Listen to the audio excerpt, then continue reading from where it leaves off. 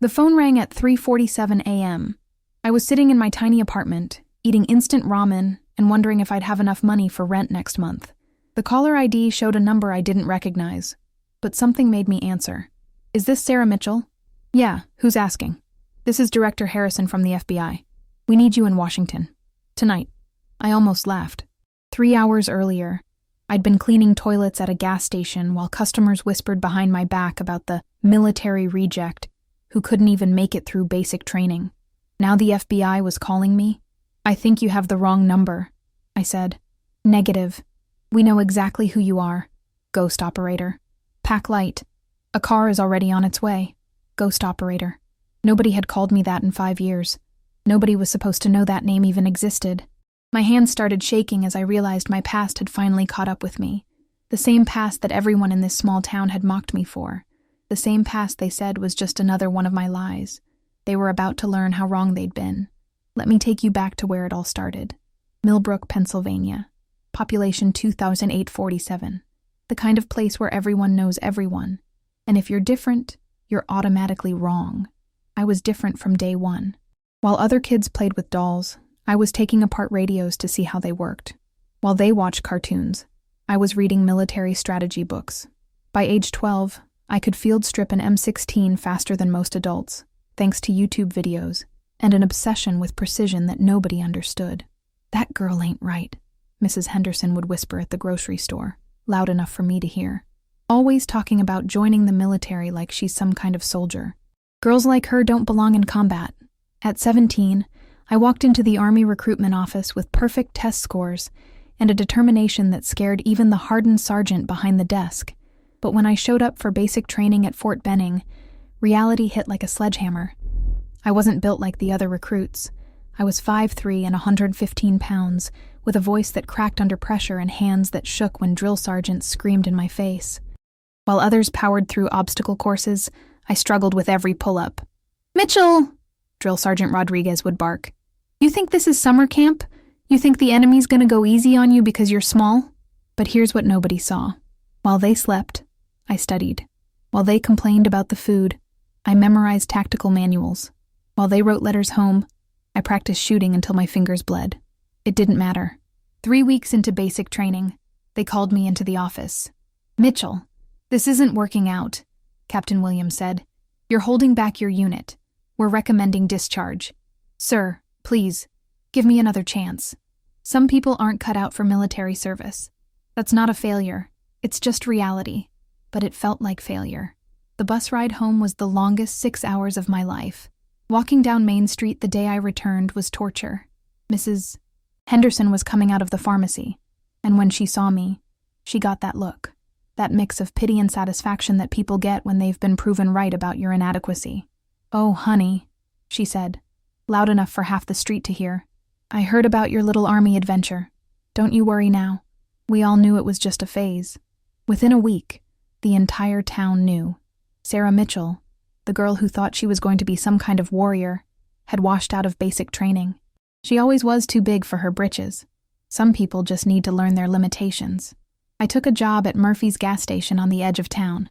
Night shifts mostly. Cleaning bathrooms, restocking shelves, watching drunk locals stumble in for cigarettes. They'd look at me with that mixture of amusement and condescension. "Hey, aren't you that girl who tried to join the Army?" they'd ask. "How'd that work out for you?" I'd smile and ring up their purchases and die a little inside each time. But what nobody knew was that 3 days after I'd been discharged, I'd received a letter, hand-delivered by a man in a gray suit who waited exactly 30 seconds for me to read it before taking it back. The letter was simple. "Your scores indicate potential for specialized training. If interested, be at coordinates 39.0458, 76.6413, at 0200 hours on Friday. Come alone. Tell no one." That Friday night, I drove 2 hours to what turned out to be an abandoned warehouse in Maryland. I sat in my car for 20 minutes, convinced I was about to be murdered. Then the lights came on. "Sarah Mitchell?" The voice came from a woman stepping out of the shadows. She was maybe 40, with steel gray hair and the kind of posture that screamed military, but different, harder. "I'm Agent Carter. You can call me Control. You passed the psychological screening, the aptitude tests. And most importantly, you kept your mouth shut about being here. She led me into the warehouse, and what I saw inside changed everything I thought I knew about military training. This wasn't about push-ups and marching. This was about becoming invisible, about reading micro-expressions and detecting lies, about moving through crowds without being noticed and remembering every detail of a room after seeing it for 30 seconds. "Welcome to the Ghost program," Control said. "Officially, we don't exist. Unofficially, we're the people who handle situations that require a very specific skill set. Small, unnoticed, and absolutely lethal when necessary." For the next 18 months, I lived a double life. Days in Millbrook, pumping gas and enduring constant reminders of my failure. Nights and weekends at the facility, learning skills that would have terrified the people who thought they knew me. I learned to pick locks in under 10 seconds, to read body language like a book, to blend into any crowd and extract information without anyone realizing they'd given it away. My favorite training exercise was urban infiltration. They'd drop me in a city with nothing but civilian clothes and a mission: gather specific intelligence from a designated target without being detected. I became a waitress to get close to a drug dealer in Miami, a college student to infiltrate a weapons smuggling ring in Boston, a cleaning lady to plant surveillance equipment in a terrorist safe house in Detroit. Every mission, I was invisible, just another small woman in a world that barely noticed small women anyway. That's when I earned my call sign, Ghost. "You move through their world like you don't exist," Control told me. "They look right through you, and by the time they realize what happened, you're already gone." But back in Millbrook, I was still just Sarah the failure. The cognitive dissonance was almost unbearable. 3 years into my double life, Control called with the biggest assignment yet. "We have a situation in Los Angeles. High-value target, maximum security, zero margin for error. This one's going to put you on the map, Ghost." The target was Viktor Kozlov, a Russian arms dealer selling military-grade weapons to terrorist organizations. He was hosting a charity gala at the Beverly Hills Hotel, 500 of LA's elite, all completely unaware that one of the world's most dangerous men was standing right next to them. My mission? Get close enough to plant a tracking device on his phone and copy the contents of his encrypted hard drive. But they were expecting threats to come from other men in expensive suits. They weren't expecting a small-town girl from Pennsylvania who could walk through a crowd like smoke. I spent 2 weeks preparing, learned Kozlov's habits, his preferences, his weaknesses, discovered he had a type: young, blonde, slightly vulnerable-looking women who reminded him of his deceased daughter. The night of the gala, I transformed myself: designer dress, professional hair and makeup, and a cover identity: Elena Vasquez, daughter of a deceased Mexican diplomat, attending alone after my boyfriend had canceled. The plan worked perfectly. Within an hour, Kozlov had approached me himself. Within 2 hours, I was sitting at his private table while his bodyguards watched the crowd for threats that would never come. "You remind me of someone very precious to me," he said in accented English. That's when I made my move. As he reached for his wine glass, I stumbled slightly, catching myself against him while my right hand slipped his phone from his jacket pocket, connected the data transfer device, and returned it in less than 2 seconds. He never felt a thing. By midnight, I had everything: photos of weapons shipments, financial records, communication logs with known terrorists, and the location of his next major arms deal. 3 days later, the FBI raided Kozlov's warehouse in Long Beach. They seized $40 million worth of illegal weapons and arrested 17 members of his organization. Nobody mentioned the small-town girl who'd made it all possible. Nobody knew I existed. But in the intelligence community, Ghost Operator had just become a legend. Success in the shadow world came with a price: the growing distance between who I was and who everyone thought I was. In Millbrook, I was still the failure. My mother would look at me with worried eyes when I came home from my night shift, wondering why her daughter seemed so tired, so distant. "Sarah, honey," she said one morning, "maybe it's time to think about other options. Community college, maybe. Or that nice boy Tommy Henderson has been asking about you." If she only knew that 3 days earlier, I'd been in Prague, photographing secret documents that would prevent a terrorist attack in London. The loneliness was crushing. I had become incredibly good at reading people, but nobody could read me. Nobody could understand what it was like to live in 2 worlds simultaneously. The worst part was the disrespect. Jake Morrison was the worst offender.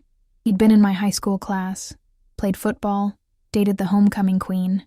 Now he worked at the bank and never missed an opportunity to remind me of my place. "Sarah Mitchell," he'd call out whenever he saw me. "How's that military career working out for you? Still fighting the good fight behind the counter at Murphy's?" His friends would laugh. Other customers would smirk. I'd smile politely while imagining the 17 different ways I could neutralize him without anyone noticing. But the moment that broke me happened on a Tuesday night in March. I'd just returned from a mission in Istanbul, 3 weeks of surveillance that had resulted in the capture of a major human trafficking ring. I was exhausted and looking forward to a quiet night at home.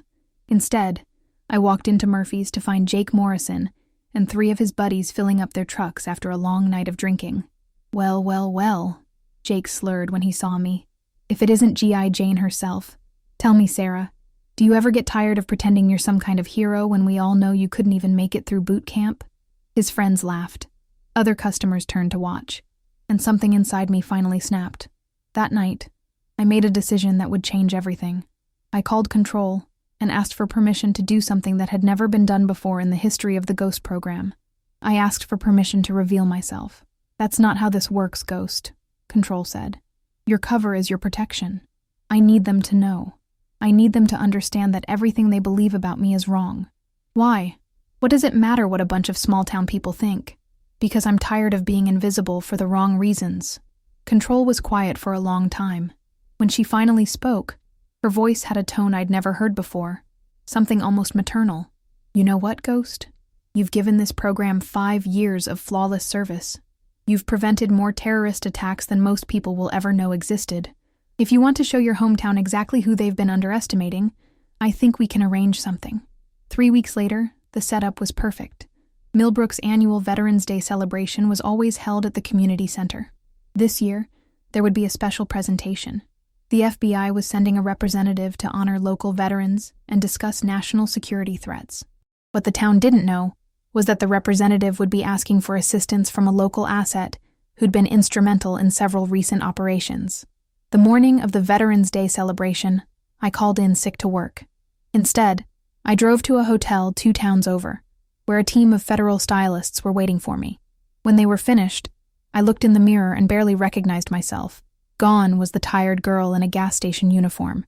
In her place stood a woman in a perfectly tailored black suit, with confidence radiating from every pore. I arrived at the community center 30 minutes before the ceremony, entering through the back door.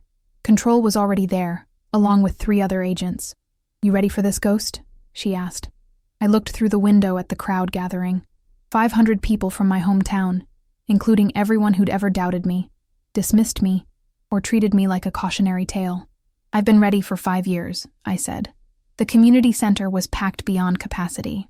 Mayor Davidson opened the ceremony with his usual platitudes about sacrifice and service. A few local veterans shared stories. Mrs. Patterson from the library read a poem about fallen heroes. Then Mayor Davidson returned to the podium with a confused expression. "Ladies and gentlemen, we have a special presentation today. The Federal Bureau of Investigation has asked to address our community about national security matters. Please welcome Agent Carter from the FBI Washington Field Office." Control walked to the podium with authority that immediately silenced every whisper in the room. "Thank you, Mayor Davidson. Citizens of Millbrook, I'm here today to talk about something most of you have never considered: the war being fought in your own backyard." She clicked a remote, and images appeared on the screen behind her. Terrorist communications, weapons shipments, surveillance photos of international criminals. For the past 5 years, federal agents have been working around the clock to prevent attacks on American soil. These operations require a very specific skill set: the ability to move unseen, to gather intelligence without detection, to blend into any environment while maintaining absolute operational security. The crowd was mesmerized. One operation alone prevented a coordinated attack on 3 major American cities that would have killed thousands of civilians. Another stopped a weapons shipment that would have armed terrorist cells across the eastern seaboard. Jake Morrison was sitting in the 3rd row, looking impressed despite himself. Mrs. Henderson was nodding along. My mother was in the 2nd row, watching with focused attention. These operations were successful because of one person, an operative we call Ghost, someone who's been living among you, working with you, earning your respect and admiration for her incredible service to this country. That's when the murmurs started. People began looking around, wondering if someone they knew was secretly a federal agent. Ghost Operator has spent 5 years undercover in this community, maintaining perfect operational security while conducting some of the most dangerous missions in federal law enforcement. Her work has prevented terrorist attacks, dismantled criminal organizations, and saved countless American lives. Control paused, letting the anticipation build. Today, for the first time in the history of the Ghost program, we're going to break protocol. We're going to introduce you to the woman who's been protecting you, even while you didn't know you needed protection. She turned toward the back of the room, where I was standing. Ladies and gentlemen, I'd like you to meet Ghost Operator. You probably know her by another name, Sarah Mitchell. The silence that followed was deafening. I walked down the center aisle, feeling every pair of eyes tracking my movement. The gasps started when people recognized me. The whispers began when they realized what they were hearing. Jake Morrison's mouth literally fell open. Mrs. Henderson grabbed her husband's arm. My mother's hand flew to her chest, tears forming in her eyes. But I kept walking, past the people who'd called me a failure, past the customers who'd treated me like entertainment, past everyone who'd ever made me feel small and worthless. When I reached the stage, Control handed me the microphone. "Hello, Millbrook," I said, and my voice carried to every corner without trembling. Some of you know me as the girl who failed basic training, the one who couldn't make it in the real military, the one who's been pumping your gas and cleaning your toilets while you whispered about my limitations. I could see people shifting uncomfortably, suddenly realizing their casual cruelty had been witnessed and remembered. What you didn't know is that my discharge from basic training wasn't a failure. It was recruitment. The psychological profiles, the aptitude tests, the inability to fit into conventional military structure. It was all exactly what the Ghost program was looking for. The room was so quiet I could hear the air conditioning humming. For 5 years, while you saw me as Sarah the failure, I was actually Ghost the operative. While you thought I was wasting my potential at a gas station, I was preventing terrorist attacks. While you felt sorry for the girl who couldn't make it through boot camp, I was conducting missions that required skills you couldn't imagine. Jake Morrison looked like he was going to be sick. Mrs. Henderson was staring at me with an expression I'd never seen before. I want to be clear about something. I'm not angry with any of you. Your assumptions were reasonable based on what you could see. But what you could see was exactly what I needed you to see. Your dismissal of me wasn't an insult. It was my cover. Your belief that I was nobody special was what allowed me to be somebody extraordinary. That's when my mother stood up. Tears were streaming down her face, but she was smiling with pride. "That's my daughter," she said, her voice carrying across the silent room. "That's my Sarah." The applause started slowly, with my mother clapping alone. Then others joined in, until the entire room was on its feet. But the moment that meant the most came after the ceremony, when Jake Morrison approached me in the parking lot. The cocky swagger was gone, replaced by humility. "Sarah," he said, "I owe you an apology. A big one. I've been an ass for 5 years. You didn't know," I said simply. "That's not an excuse. I should have treated you better regardless. You deserved respect just for being a human being, and I didn't give you that."